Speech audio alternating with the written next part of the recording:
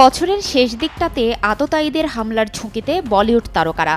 কৃষ্ণসার হরিণ হত্যার কারণে অনেকবার সলমান খানের কাছে প্রাণনাশের হুমকি আসছে লরেন্স বিশনোই দলের তরফ থেকে, যার জেরে প্রাণ গিয়েছে পাঞ্জাবি গায়ক সিধু মুসেওয়ালার। এসব হত্যা চেষ্টার খবর যখন ভারতে শোরগোল ফেলে দিয়েছে, ঠিক তখনই জানা গেল একই ঝুঁকিতে আছেন শাহরুখ খানও।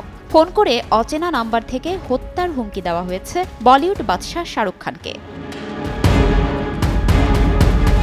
এর পরপরই অভিনেতা বিক্রান্ত ম্যাসিকেও দেয়া হয় হত্যার হুমকি। এর আগে সত্যমেব জয়তের শুটিংয়ের সময় হত্যার হুমকি দেওয়া হয়েছিল বলিউডের আরেক সুপারস্টার আমির খানকেও।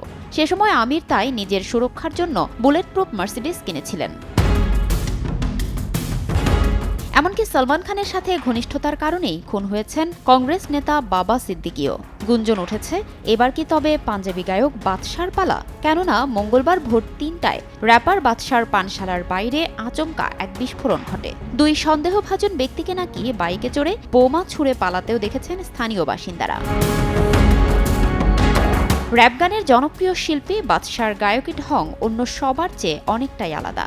র্যাপ গানে মুগ্ধ করেছেন অসংখ্য শ্রোতাকে। বর্তমানে ইন্ডিয়ান আইডলের মঞ্চে বিচারকের ভূমিকায়ও দেখা যাচ্ছে তাকে। আশ্চর্য বিষয় হলো, বাদশার ঘটনাটি যেখানে ঘটেছে সেটি এক অদ্ভুত জায়গা, কারণ তার উল্টো দিকেই থানা। পুলিশি নিরাপত্তা যেখানে, সেখানে কি করে এমন ঘটনা ঘটল তা নিয়ে ধোঁয়াশা তৈরি হলেও কে বা কারা এর সঙ্গে জড়িত সে প্রসঙ্গে এখনও কিছুই জানা যায়নি। ভারতীয় তারকাদের ওপর একের পর এক মাফিয়াদের এমন হামলার হুমকি ও আক্রমণে আশঙ্কা আরও তীব্র হচ্ছে।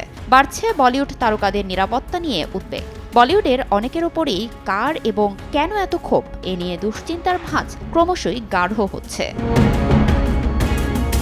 ফারজানা লিনা, সময় সংবাদ, ঢাকা।